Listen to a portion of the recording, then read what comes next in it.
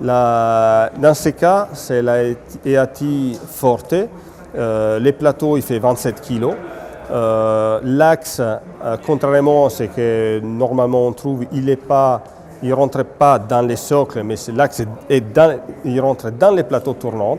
Ça permet effectivement que la force exercée par les courroies qui tirent, il ne tord pas l'axe, il ne force pas sur l'axe.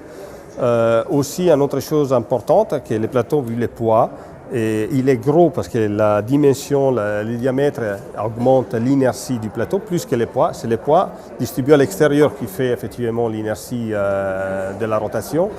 Vu les poids, ils ont mis deux imants contraposés pour les rendre plus légers, mais en même temps, il touche. Donc, il n'est pas flottant. Il touche pour pouvoir décharger les charges électrostatiques qui s'accumulent avec la rotation.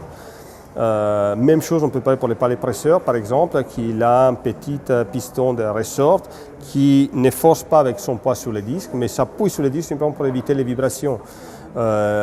Les plateaux tournants, les gros, l'anneau, à l'intérieur, si on les soulève, on les regarde au contraire, il a encastré un gros disons, rouleau en caoutchouc qui permet d'amortir les vibrations de l'aluminium.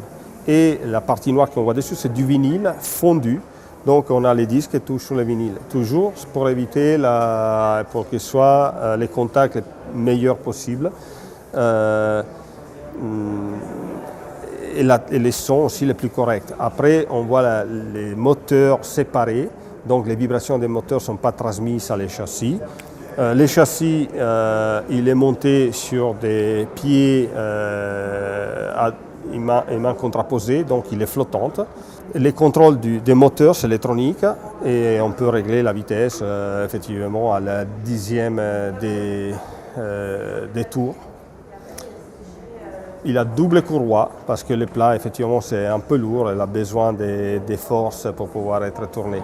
Des bras aussi, c'est un bras de la marque EAT, c'est un nouvel conducteur, c'est un 12 pouces, donc c'est un bras assez long, en carbone et aluminium.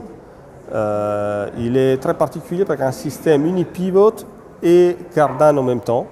La petite couronne qu'on voit là, effectivement on peut la démonter et ça c'est pratiquement les pivots, la partie, la pointe qui touche pratiquement et permettent de maintenir les bras soulevés et réduire au minimum l'inertie, la friction des contacts.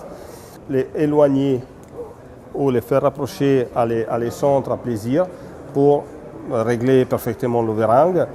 Et il y a tous les réglages possibles en fait. C'est en platine définitive et quand on prend les prix qui n'ont pas de 7 250 € la platine et les bras à moins de 2000, effectivement la finition c'est Macassar ou Piano Black. C'est quelque chose qui, à ce prix-là, il y a très peu de fabricants qui peuvent faire.